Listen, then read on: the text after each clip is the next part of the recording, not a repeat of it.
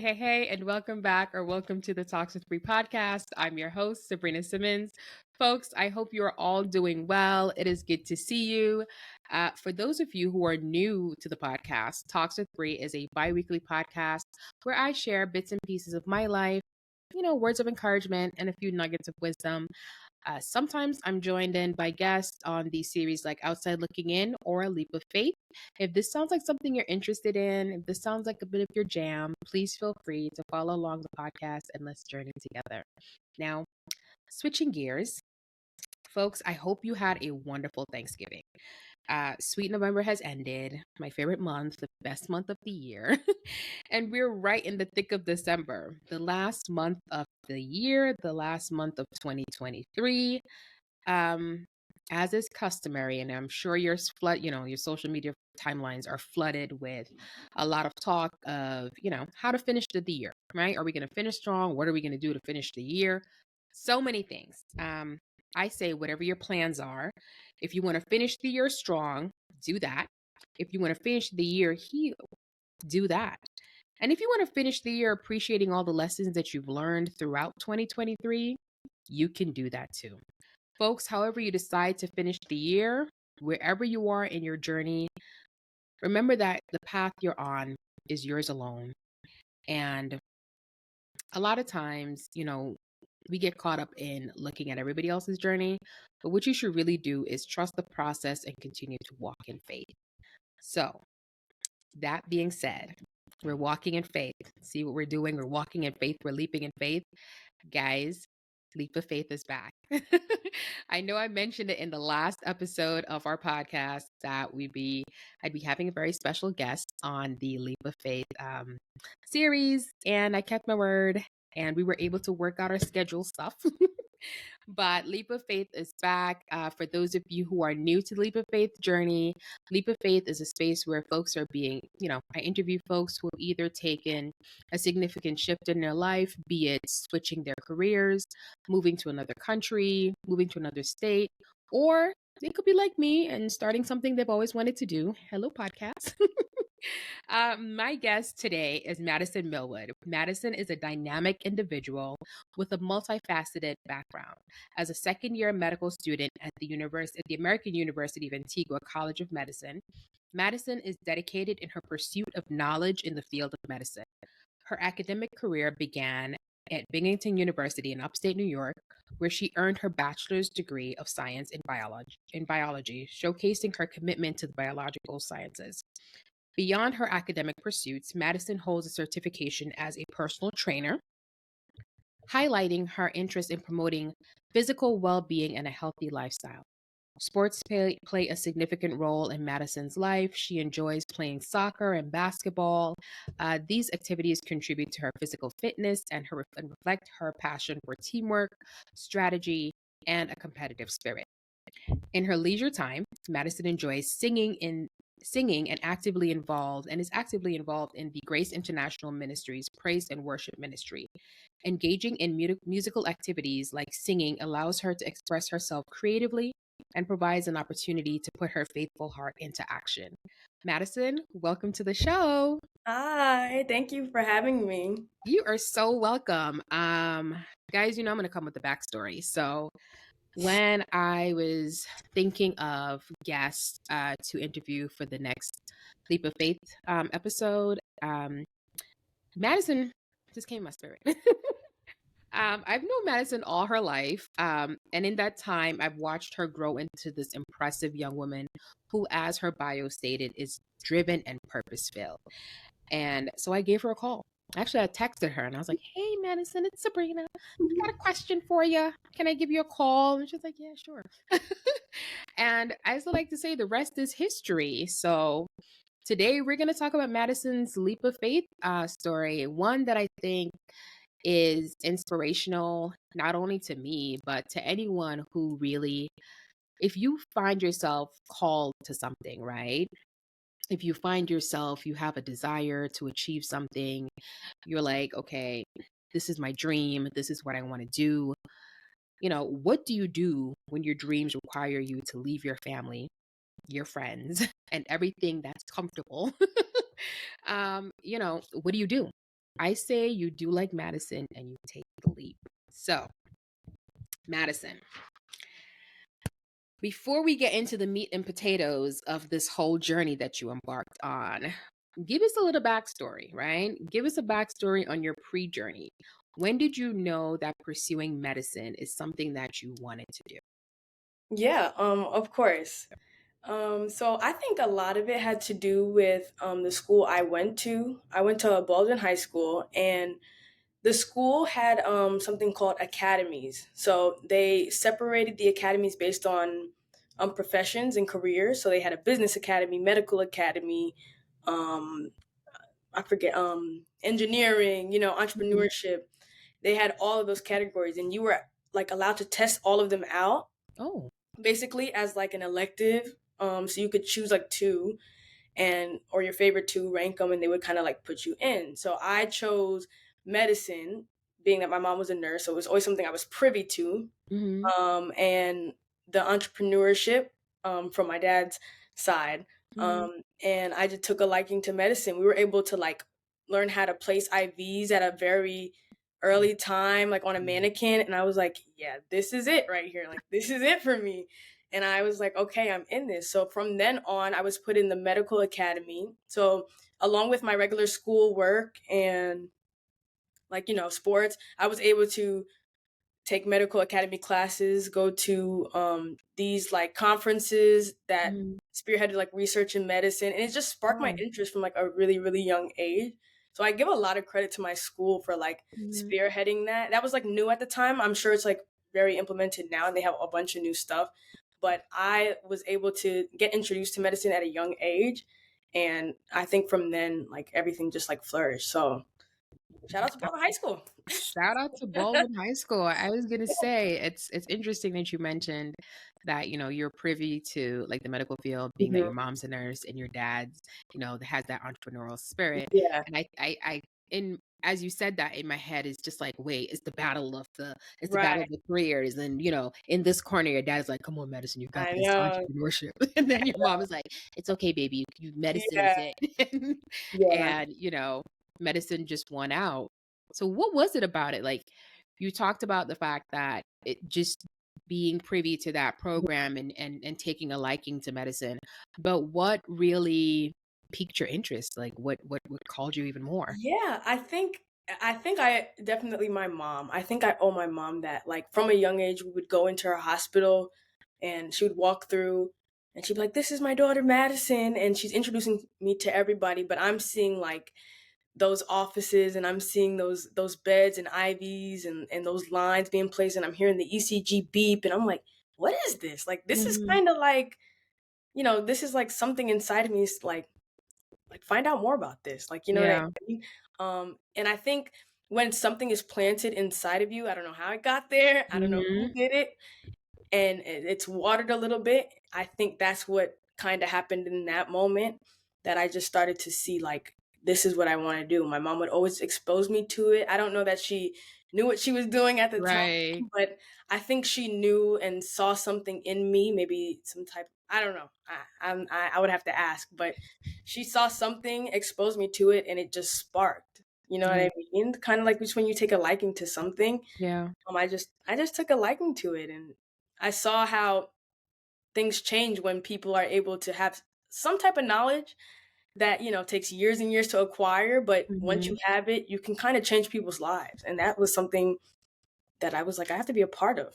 I need to be a part of that. And from then on, my mom has been with me every step of the way, I and love it. I I owe her everything. I love it. I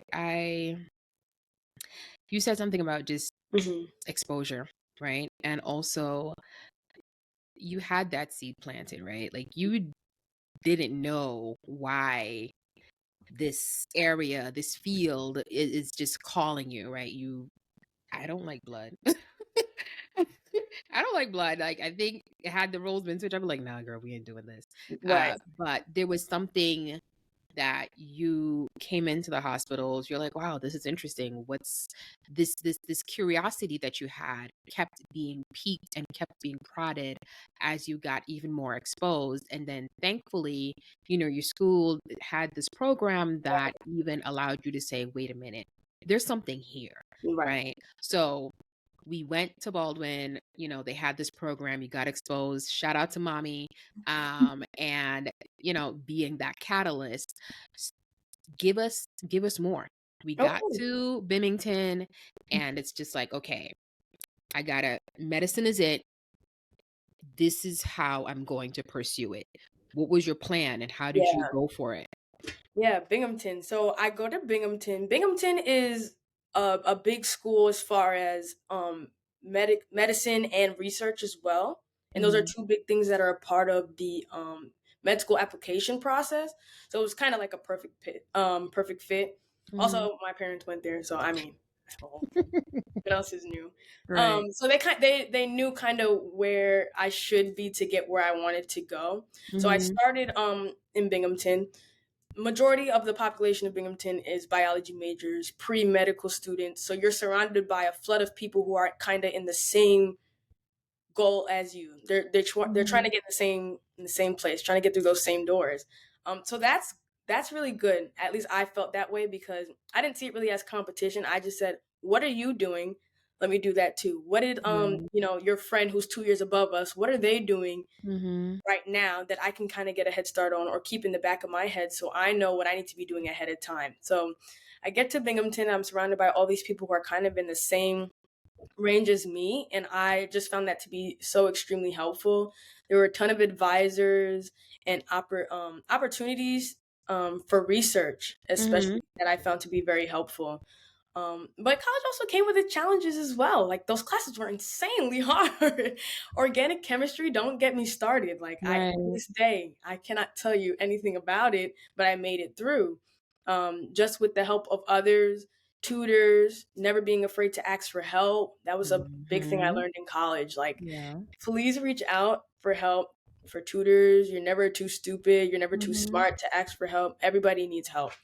And that's something I learned that I felt kind of spearheaded my trajectory and helped me get as far, as I am today. I think I can tend to be too independent to a fault almost. Mhm. And learning to ask for help is something that I felt like really propelled me and trajected me. So throughout college, it was always, it came with struggles. Being Right. away, it was four hours away, so it was Oh, away. I was away at that time as well, yeah. but just trying to stay as involved as possible.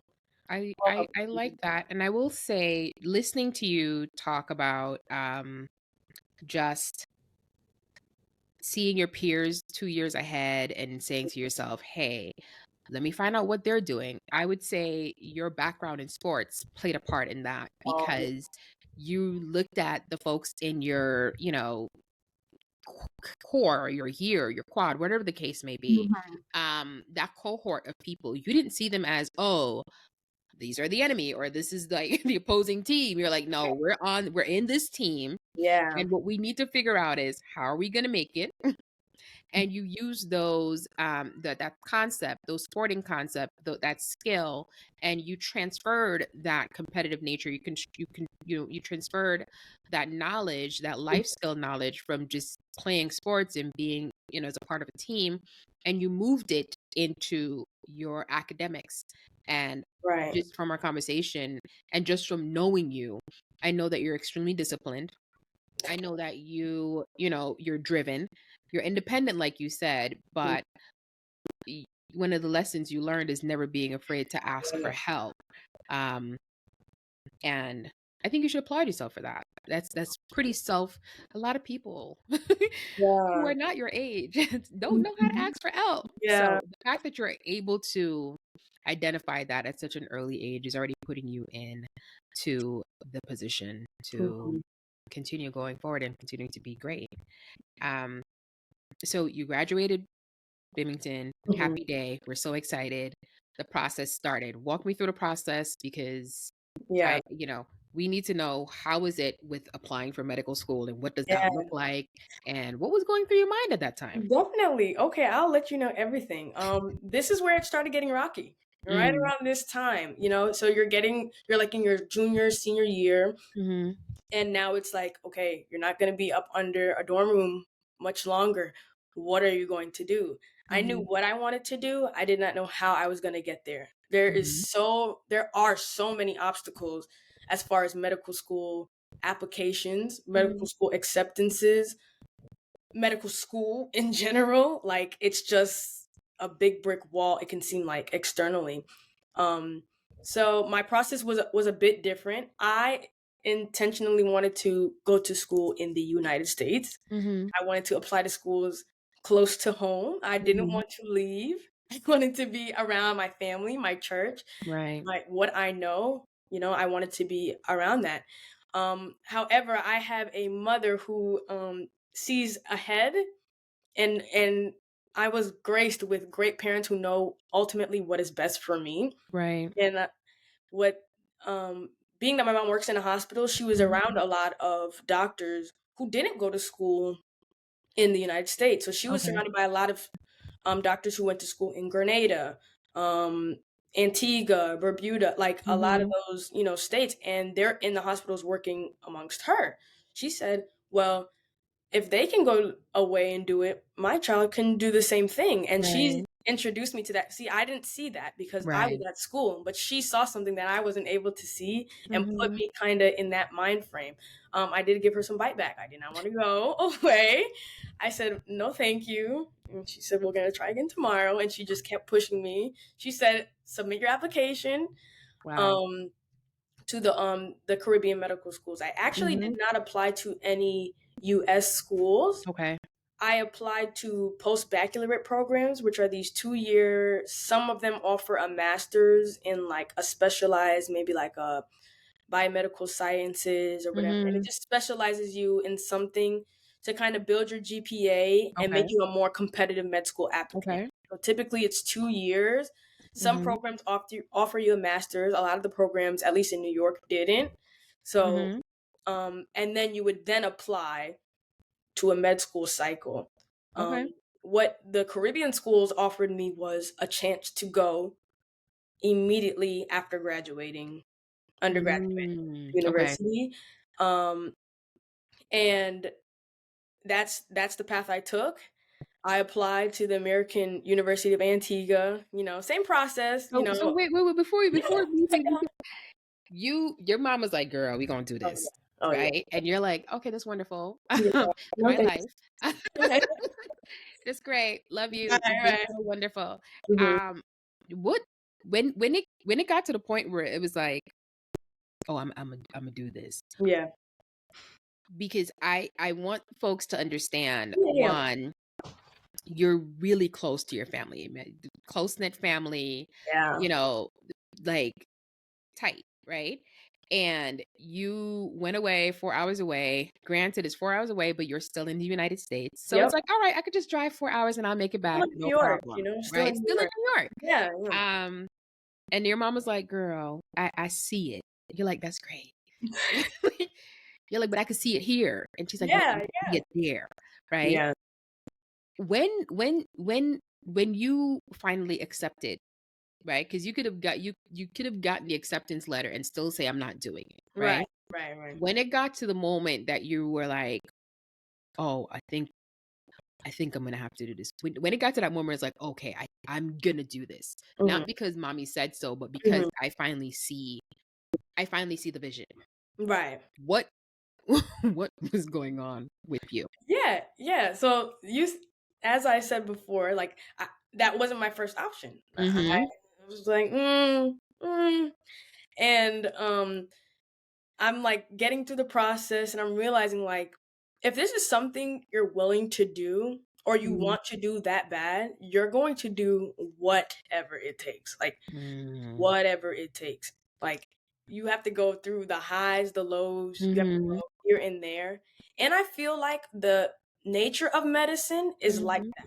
So I feel like it just prepared me. I was able to see like this is just preparing you for what medicine is actually going to be because you can match anywhere around the world. And you have to go.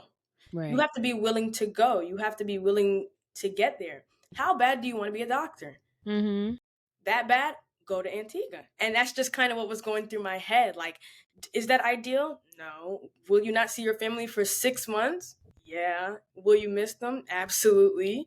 Do you want to be a doctor? Yes. Right. And essentially, that's really what it came down to. I actually made a pros and cons list because I'm very like visual, and I like to like write out like just kind of what I'm feeling. And it was just a hard time for me. And you know, it's the transition out of college, so it's just like nobody really knows what they're doing when they're coming out of college.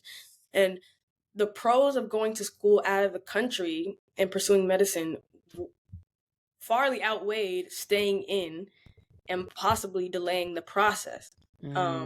So I'm always grateful to my mom for seeing that ahead of me. And that's why you have parents.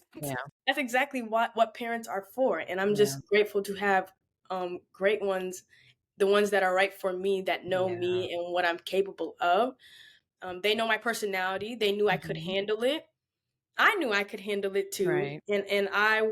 And at that point it clicked. I'm like, I just gotta go. I was nervous. I was scared, but you know, it clicked. Like I said, I gotta do this. Okay. I want it that bad. I like that. It clicked. Yeah. But it also, your mom saw it, right? And you being you, right? You write the pros and cons list. I write a lot. Like I'm here taking notes because I can't help. But you wrote the pros and cons list, and then you asked yourself questions. Madison, how badly do you want this? Yeah. Real bad. What are you willing to do for it? Whatever it takes. Right. Well, it's taking you going to Antigua. Are you gonna do it? Okay. Yeah. So in that moment, it just clicked for you, right? And you stopped necessarily, I wouldn't say fighting, but you stopped delaying. Right. No, essentially it was a fight though. Yeah. It really was. Yeah. You stopped delaying the process. So, you know, it's boohoo. You accepted it, and the time was coming to leave. Yeah. How did you, one, handle the process leading up to you hopping on the plane, leaving? And then how was the transition when you finally arrived in Antigua, looked at your dorm room and was like, okay, there's no mommy here. There's no daddy here. My sister's FaceTime. It was just literally you and your dorm room and dorm mate or whatnot. How was that for you? Yeah. Okay. Let's get into that. All right. So what threw me off a little bit was that my family went with me down there. Okay. So it felt like vacation at first, right? So leading up to it, you know, I have all my stuff, all my belongings are packed up. They sent out a list of everything you need about living in another country, bug spray, mesh nets, you know, everything. So just getting adjusted into that, like just researching living in, I'm that type of person. I'll like YouTube everything before I go. Yeah. So like, I'm like looking at everything and I'm excited. I'm like, living on an island will be cool. You can go to the beach. It'll be fun. And I went down with my family. We get on the plane. So I'm cool. Everything's good. My family's here. My sisters is here. Mom and dad. Everything's good.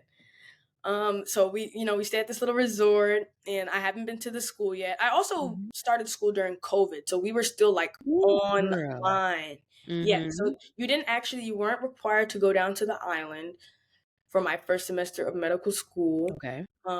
I just don't see medical school at home online being like working for me as a person.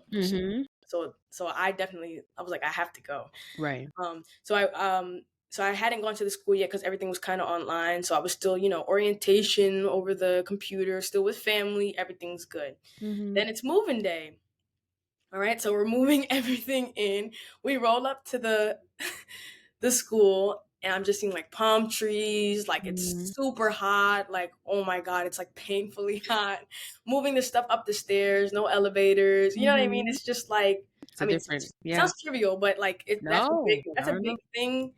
it's a big difference, moving tons and tons of stuff upstairs as opposed to, it was just different. Everything was just different. Because the comforts of going to school in the United States is there's still certain amenities, first world problems, as we like to say, right? That Yeah, you have access to. But going to a different country, whether it's English speaking or not, there's right, still an adjustment, right? right, So, right. mhm. So the first adjustment, heat. Second adjustment, no elevators. Third, we walk in.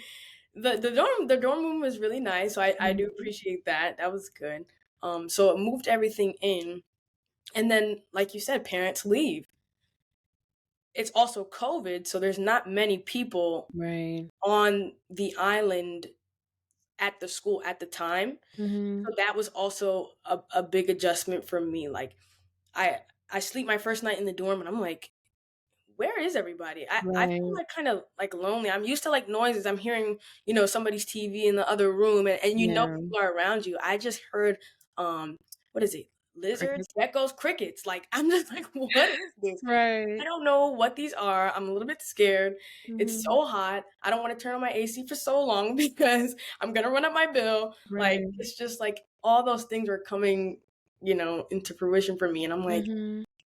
I don't know if I can do this. Like I was like, I don't know about this. Yeah. And it was definitely an adjustment for me. I was really shocked. Mhm. I was really stunned and it wasn't too many people there at the time. So Mhm. So I you're felt kind of lonely at first. I'm not gonna lie to you. Yeah. I mean, that's Yeah. a normal emotion. Like you said, it felt like a vacation because your family was there, and Hmm. then everyone had to go, and on top of that, it's COVID, right? Right. So we talk about being here in COVID and the experiences that we had. However, what was the experience like? Like, like you said, it's lonely. Like, what was the experience like for you being there and not having anyone? Loneliness is it's a normal feeling to have. Right. Um, so I know that your faith is very huge to you. It, is the first thing in your life. How did your faith play a part um, during that process? Yeah. It played the part. It was the Hmm. only part. You know what I mean? When when I'm with my family or just around people, you kind of feel like you're good. You're covered. Everything is good. Your mom's here, dad's here, everything's covered. It's kind of for me not till you're alone that you realize like you kind of got to do this on your own. Mom and dad are Hmm. not here to cover you. Sister's not here to bail you out, whatever the case may be. And that relationship that you built with God all these years, Hmm. it should have never been. It's really not tucked away, but now it's even more ever present. Hmm. It's just you and him. You know what I mean? That's where I felt like my relationship with God was the strongest, especially at that time because I'm trying to figure things out and Hmm. I know that there's only one way I'm getting through this and that's just with God. So I spent a lot of time like praying and I would always be like in my room and I would just lay down Hmm. and I'm like praying. I'm not gonna lie. Sometimes I would doze off a little bit. And I'm like, all right, I'm praying. Just tired of Yeah. everything.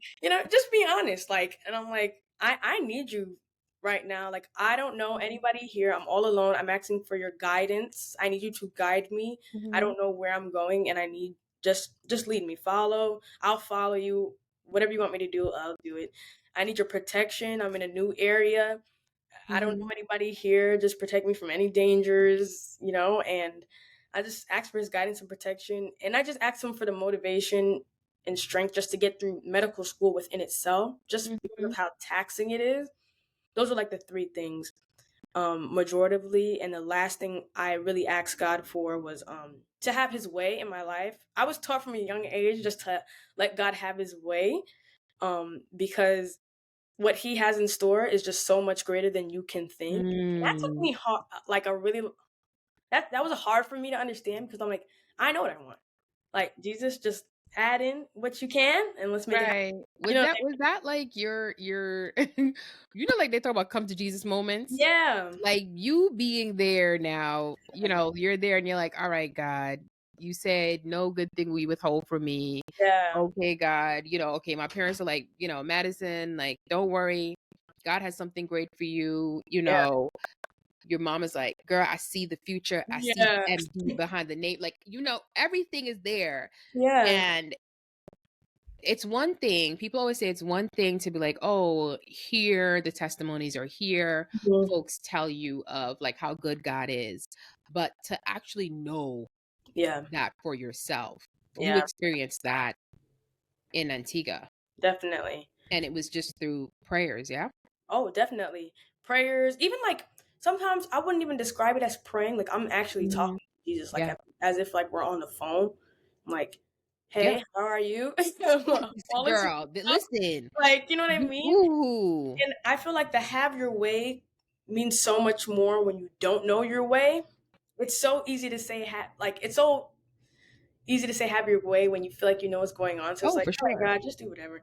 Yeah. But when you don't know where you're going, I just feel like it hits so much different. I don't know anybody here. I don't know what I'm doing here or how I got Yeah. here. Lord, have your way, Right. please. Yeah. I don't know where I'm going. Like, just have your way. And I Yeah. feel like that's when I was able to realize, like, that's what that means. Because you just That's what had that that. means for me. You Yeah. just have what you have is you have the faith that he is going to do something good. You already started leaping. You can't Right. see where the ground is. So Right. that's what a leap is. You're like, is the ground there? I don't know. But Yeah. I'm a leap and I'm asking you to have your way. You said something so true, right? Mhm. When you ask God to have your way and you're like, oh, okay, I can see where the road is Yeah. leading. All right, I got some idea, but it's a different thing when you're like, God, have your way, Yeah. and you can't see the way. Yeah. And I get why it's maybe could be considered cliche because this is something that happens to everybody. Mm-hmm. Everything is cliche for a reason. Like cliches are cliches because everybody has experienced it. Everybody can Oh use it. yeah. It's just a matter of when is it your turn. And that was my turn. That's That that. was my turn to ask God to have his way. And you keep saying have your way and that next person will say, "Oh, that's what she meant." Have and they'll say it, "Have your way." And Mm-hmm. you get on Sabrina's podcast and you say "Have your way," and the people listening are like, Girl. "Oh, that's what you mean, have your Check. way." You know what I mean? So I just felt like that was my time to ask. Mm-hmm. That's something my parents actually, my dad specifically, he taught me. Just one day, like on the couch, and sometimes you think like your kids aren't listening. If there are any parents listening, like your kids are listening. Like they may be a little bit irritated with you, but like they're listening, and there'll come a time where like they'll unlock that box that they locked it away in, Mm. and it'll come back to them and everything you plant in your I'm not a parent obviously, but I'm just saying like as from a No. kid's perspective, like Yeah. they're listening and it'll come out when it's necessary. And I think my parents, I know I talk about them a lot, but You I girl. they Give them the flowers. Give them the yeah, flowers they that they play such an need. important role. So Yeah. I just gotta give them thanks for that. So that's where my faith, really, really stepped in and continued to step in because it didn't like Right. die down after. It didn't like get any easier after. You know what Mm-hmm. I mean? It wasn't a quick fix. It Right. wasn't like, Constant, it right, makes a constant renewing of the mind, just right. in constant prayer of have your way, have Yeah. your way. Did you have any, I people have like little, I wouldn't say mantras or little sayings, right? Like, oh my God, words of affirmation, Mhm. right? Did you have anything that you would use to kind of remind yourself? For me, like whenever, even if I'm not going through anything, I'm always like just saying it's gonna be okay. Like Mhm. it doesn't matter what.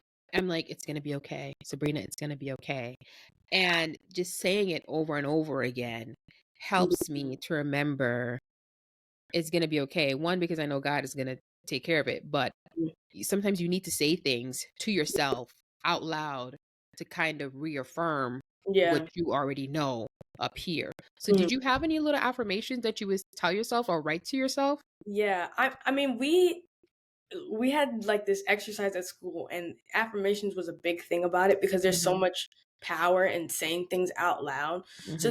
they would make you like write things down, but more to what you're talking about, I felt like I would always say, "You're not supposed to understand."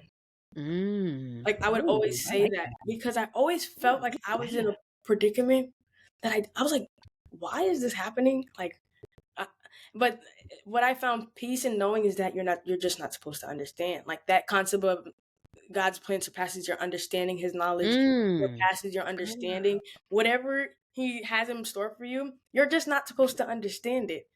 And you're just supposed to, like I said before, let him have his will and his way in your life, and you'll move into whatever he has called you for. And the point of view, I feel like not understanding is so that you don't get in the way of yourself, kind of. You know what I mean? Like if you understand things, you're going to try and maneuver and find shortcuts and get in the way of kind of whatever. The reason you're not supposed to understand is for him to do. It's his work, not yours. Ooh, So I love that. I found a lot of peace in like that. Like you're just not supposed to understand. I love that. I can't tell you. I'm stealing that. I'm stealing that. But I love that, right? You're not supposed to understand, one, because God's doing his thing and his ways are not our ways. But two, so you don't get in your own way. Yeah. Because sometimes we trying to help God. Like, it's like, okay, all right, so you said we're gonna do this, no problem. And let me just help you move this over to the corner right here because I think it'll look better centered instead of off to the left. And guys, like, Yeah. Right? No, It's like, no. hey, Yeah. You're just supposed to understand. I think I'm that type of person. I want to know the ins and outs. I want to know the ups and downs and everything about it. And if I hadn't had something like that come to my mind, I would have been trying to solve things that don't even have answers. Like, you know what I mean? Like, you're just not supposed to understand. And in medicine, and when you get rejected from things and you don't understand why you didn't match or you don't understand why you didn't pass this test, like you're just not supposed to understand, but it's preparing you for something else. And I find a lot of peace in that, like a lot of peace. I love that. Oh my gosh, Madison, I can't tell you how much I like. This is why I like doing these interviews. One, because your story needs to be shared, right? I remember talking to you and telling you how, as I was, just thinking about it, I'm like, oh my gosh, like, do people really understand? This young woman has this dream and, we can all see it. And, again, shout out to the parents. Shout out to mommy with the vision. Right. You allowed yourself to humble yourself. Yeah. To allow what your parents saw, even though you couldn't see it, right? And that's it really mirrors how God is with us, right? And how, again, you're not supposed to understand. Like, you're like, Mom, but I could really. She's like, girl, you're not supposed to understand. I see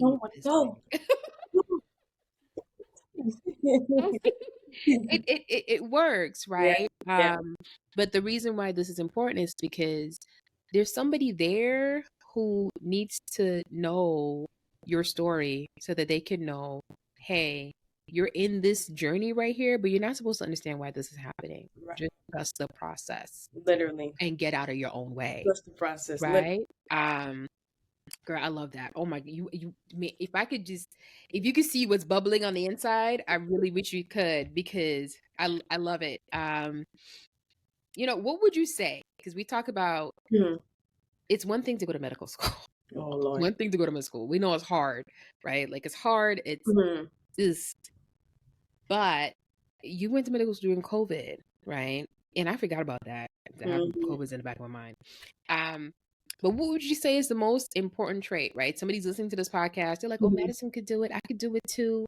Hey, Black girl, like all these things, like all these things, right? What would you say is the most important trait or like strength that someone would need that you found in yourself, actually, because everybody's different. But what is the most important trait or strength that you found that has helped you embark on this journey?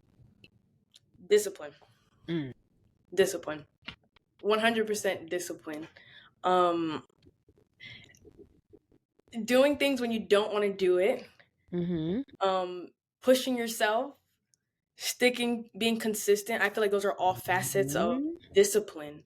And especially when it comes to medicine, because of, let's say, the density. Yeah. I always say that medicine is really not extremely difficult. I think that it's something everybody can understand. I think the way med school administers and teaches and the influx of how much work it is that's where they get people. But if you have discipline, you can understand it and you could conquer it. You know what I'm saying? Like, that's just how I feel about just the field of medicine. It's a lot of waking up early, staying up late, reading the same thing over and over again until you get it, practicing. It's just discipline. It's And just discipline. that's a skill I felt like I got from sports. And that's why I always think everybody should do some type of, if it's not sports, some type of teamwork activity, something that requires you to be on a set schedule, practice, whatever.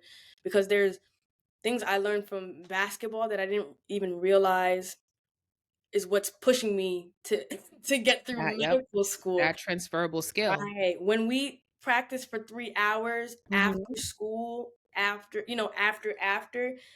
then you can go to class and do the same after for those extra questions and extra studyings. Like, you know what I mean? Just that discipline and that grit just to push through, like, pain, fatigue. We were out there dying on that corner. Like, I was tired. I was having cramps. Like, everything. And, it's the same thing apply. It's a different way, but it's the same, like, pressure that's there. So I would just say discipline is just so important. Like, I like that. I agree with it 100%. One of my favorite quotes is consistency is better than perfection. Yeah. Right? People get caught up in, oh, it has to be perfect. No, it does not. You just have to keep doing it. Yeah. And I like what you said about the importance of people just getting involved in some kind of physical activity, right? Yeah. Even if it's going to the gym, right? Going to the gym, that takes consistency, right? Literally. When I started, like, really actively going to the gym and working out, and when I started, I was like, oh, I just want to look amazing in my clothes. Yeah. Somewhere along the line, like the first week, I was like, I don't know what right. And I remember coming home one day and just, like, I was at work and I was like, I think my body is shutting down. I'm leaving early. I went home, took a nap, got up, and then I was like, boom, back to the gym. Right. And just kept going. Eventually, when you see yourself, like you say, you're practicing 3 hours, you're doing jump shots and all the pivots and whatnot. But when you see yourself, don't quote me, girl. I'm gonna throw stuff out there. But when you see yourself improving, right? That's from the consistency. That's from the discipline. Yeah. When I see myself bench pressing stuff, I'm like, wait, girl, I'm like, did we do this? Yeah. Did we increase our weight? It makes such a difference, right? And a lot of times, like you said, with med school, what gets you is the fact that you really have to sit there and be disciplined. That's really what it's all about. I mean, that's the secret sauce, right? To anything that you want to achieve in life. Yeah. Right? It takes discipline. You have been back now for some time. We love having you back.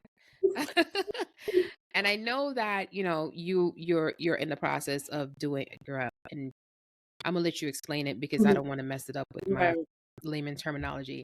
But let me know, what have you learned about yourself so far? Oh, that's a good question. What do I learn about myself?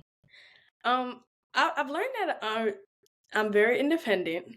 I don't mind taking on new territory and new tasks.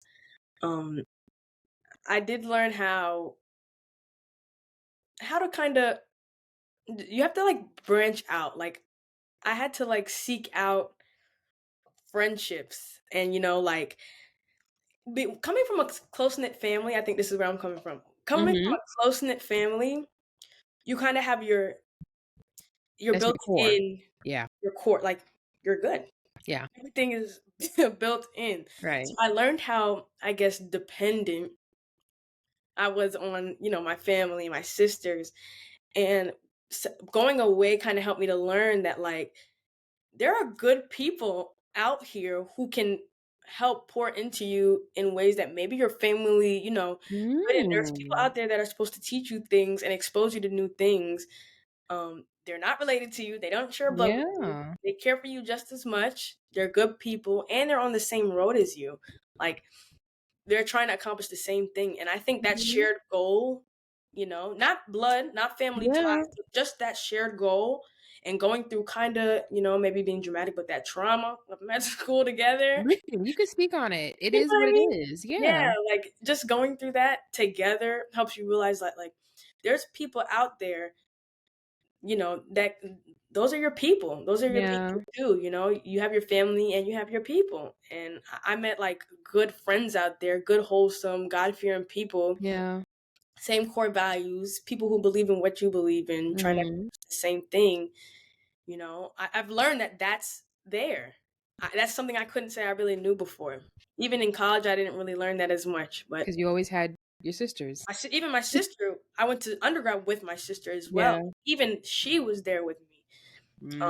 So you But always had that. You've somebody, always had somebody. You've always had something like, hey, yeah, oh, I don't got no, it's okay. I got my sister. yeah, In yeah, school. It's okay. I got my sisters, right? somebody's And out. then here we are, and it's like, wait a Yeah, minute. I got my sisters on FaceTime. I'm right. gonna need somebody right here, right now. Yeah, you know what else I learned? There's different ways to the same. There's different ways to the same goal. Okay. Different paths to the same, Yeah. goal. To the same goal. I was so dead set on the quote unquote correct way to medicine, which is Mm. applying to a U.S. med school, going Mm-hmm. to med school, matching, just going through that process. And I took a Yeah. totally different route. Mm-hmm. And, when I talk to people who go to school here, we're learning the same things. Yeah. We're just doing it in different areas. I'm learning different things being in, Antigua, when my water shuts off. I gotta I gotta know how, It it to, it to it keep it, going. My it power also goes off. helps you, Yeah, Madison, because again, right, there's an expansion to your worldview. yeah, Right. That's definitely. why they talk about travel is so important because it exposes you to different people, different cultures. Um, in your medical journey, right? Your journey to MD, it's it allows you being able to go away, to Antigua and to study. It allowed you to add another layer of empathy that folks Oh yeah. who here may not necessarily have immediately, right? They'll develop it eventually because they're going to be exposed to different people as they work in the United States.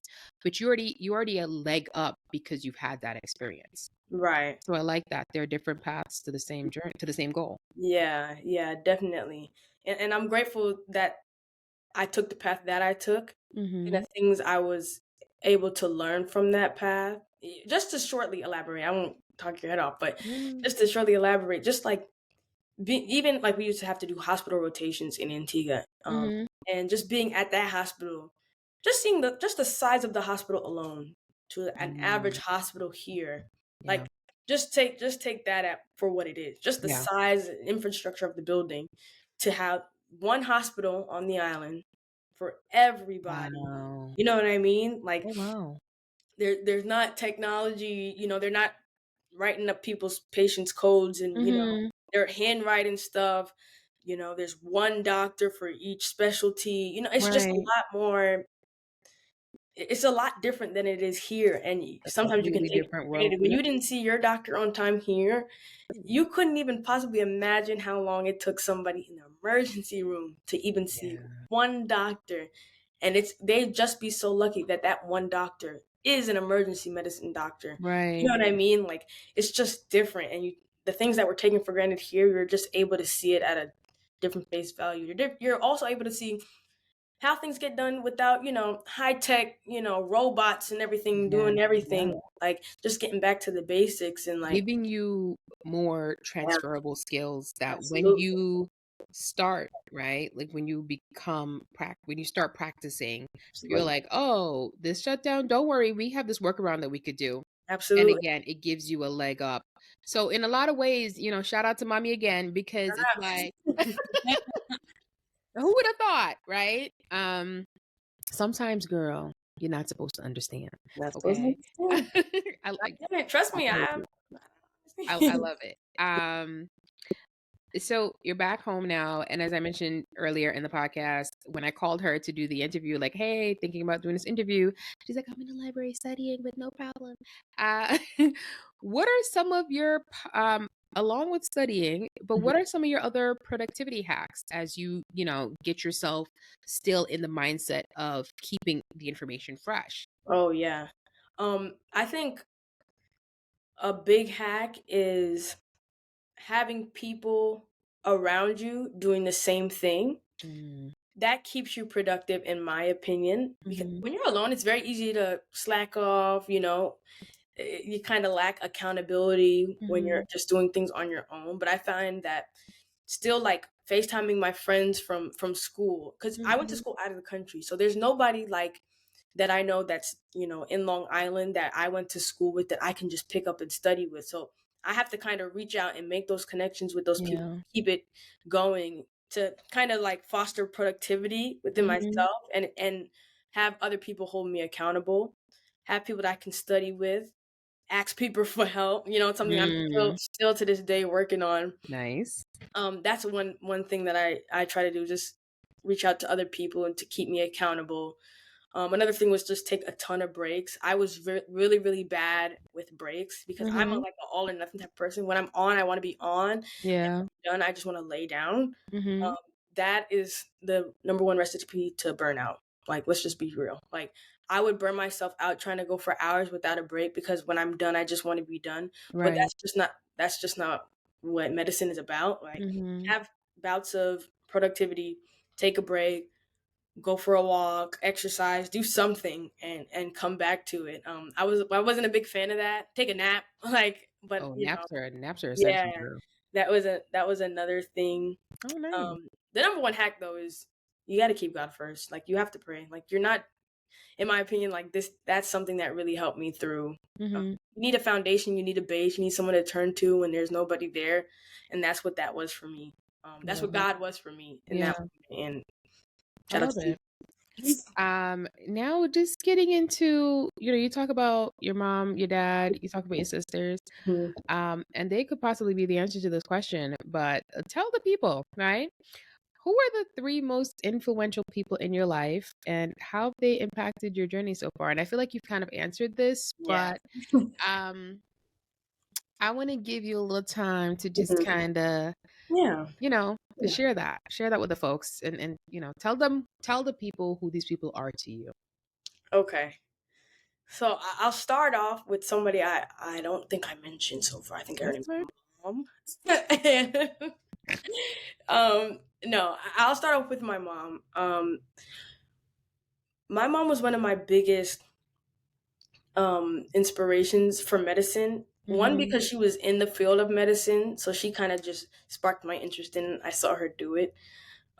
Two, from a perspective of tenacity and drive. Mm-hmm. Like, she does not lack any of that. Like, she has that in her bones, and that's something I think I saw growing up. Like, she Mm-hmm. pushed us just to be the best that we could be in everything. I'm talking about be the best floor cleaner, be the best sweeper. You Mm-hmm. know what I mean? Like, it just in everything. She just wanted us to be the best at it. Um, and with her motivation and drive, like, I feel like that just kind of rubbed off on me.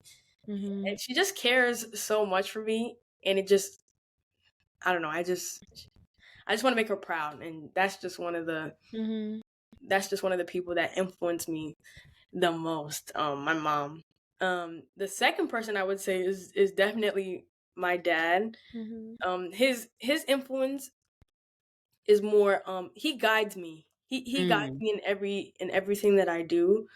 There are times where I don't know, like, I'm like, Dad, I don't understand, and I've even had to answer myself and say, you're not supposed to understand. Yeah. And I said, yeah, I'm not okay with that answer. So I said, let me call my dad. And Mm-hmm. he would put things into perspective for me. He has like this wisdom, Yeah. and he's able to just make things make sense sometimes. Mm-hmm. Um, and he helps me to keep my faith first, which I think is so important. Mm. If I had to think about one more person, Ooh. that motivates. What was it? You said it inspired me, or like Yeah, influential people in your life. influential. You talk about it, and we know, your parents are, and it's Yeah. as rightly they should be, but I think the last person isn't a person. I think it's a Mhm. body. I think it's the church. Okay. And I know that sounds funny because it's not a Mm-mm. person, but I don't think anybody understands how much my church has impacted and influenced me. Mhm. I think it's taught me things, but even outside of faith, like it's taught me faith, it's taught me about God, but it's taught me about giving. It's taught Mm. me about serving. It's taught me about how that stuff is able to help you succeed in your respective careers. It's Mhm. service especially. It taught me, you give and you serve God, and He will make ways for you, and He will provide for you. And I feel like without the church, I would never really learn that lesson. Mm. I'm used to things being given to you, and I want this and I want that, but Yeah. there comes a time where you have to give of yourself, and to whom much is given, much is required. And Yeah. that was just what was required of me.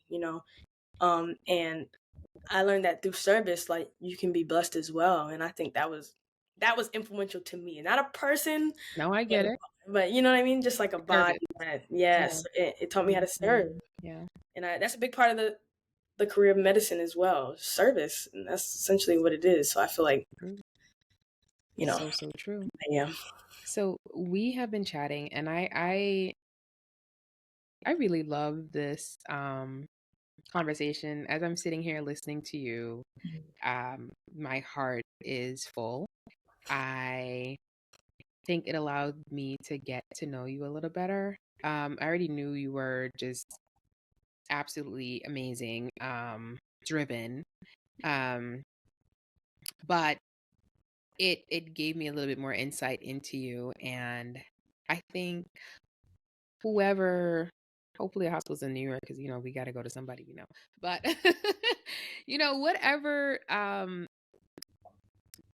whatever plans that God has for you, in this leap of faith journey, because it's a journey that still continues. um, I am so extremely happy and proud of you. I just had to say it because I'm sitting here Yeah. listening, and I'm like, oh my gosh, I'm listening to this young woman, and I'm so inspired. Um, and I love to learn. I love speaking to people. It's something that I enjoy, and I always feel like it gives me an additional insight into that person. And as you're speaking, I see your character, and I'm so excited for you. Oh, So, thank you. Madison, what's next for you? Oh, well, you're still studying. You're still studying. So I've completed 2 years already. So Mhm. I'm still headed on finishing those last 2 years, taking Mhm. my boards, finishing the last 2 years, learning in hospitals, kind of figuring out what specialty I want to head into. That's like the Mhm. next steps in the next 2 years. Mhm. Eventually applying to residencies, which Mhm. is just hospitals, and that's basically I need a job. Somebody please choose me so I can. They will. Girl, Yeah, they have knocking, they've been knocking down the door. right. Hopefully that's the case. So in the next 2 years, that'll be my process, Mhm. and God's willing, matching into the hospital that God wants me to be in, and Yeah. being a successful, God fearing doctor in that respective Mhm. place. I love it. Hope to still be around my family. Hope to still be serving in my church. I mean, unless mama got another, I know. inspiration, and she No sees more something, visions. and she's like, don't worry, Madison, you're gonna be serving to, but I see you go in here. Be like, nah, girl. No more visions. I don't need any more visions. I think that's good for now. I can't take any more visions. But yeah, That is that's where hilarious. that's where I hope to be. I love it. And I believe that will happen for you with all my heart. And Thank that is you. my prayer for you. Madison, thank you so much for joining me. It has been fun. I can't stop smiling because I'm so excited. I'm so excited. I love it. Please tell the audience where they can find you so they can follow you along on your journey. And if you want to just sign up with anything else, you feel free. Go ahead. You can follow me on all socials like Instagram, TikTok at at madison.tm. Okay. And I'll put it in the show notes, guys, and I'll put it on the screen. Don't worry about that. I got you guys. Because I do believe that being able to follow Madison along on her journey is important. Madison.tm, you guys, you heard it. Follow her. And I'm sure we'll be hearing again from you because your journey has not ended. No, it has not. You're just you're in mid-leap. Ooh, I like that. Oh, mid-leap. Mid-leap. Okay. Okay. See, I told you it always comes. Guys, I want to thank you guys so much for joining us on this Leap of Faith series. If you want to drop me a line, if you want to send a word of encouragement to Madison, letting her know that, girl, you got this. Girl, you don't got to understand it. Get out of your own way. Yeah. Just keep telling her everything that she just said back in the podcast. Feel free to drop me a line at talkswithbripod@gmail.com. If you want to share your own Leap of Faith story, please feel free. Email me, let me know. You can follow the podcast on Instagram at talkswithbri_pod. Drop me a line, say hello. And don't forget to rate the podcast. Leave a review. Tell us what you think. I will say this episode you'll be able to see the episode on the Talks with Bri YouTube channel. And also, if you're streaming on Spotify, if you stream your podcast on Spotify, the video recording will be available as well. Apple Podcasts, got to get it together. But you will definitely be able to see this on YouTube and on Spotify. Guys, I can't thank you enough for joining us. Madison, I can't thank you enough for being a guest on the show. Madison Millwood, y'all, mid-leap. Folks, I told you. Folks, I am wishing you all an amazing week. And as you go through the week, don't forget to be present. Take a moment to be present, be still, remember where you are, and appreciate where you have been. This is Sabrina and my guest, Madison Millwood, signing out till next time. Bye, guys.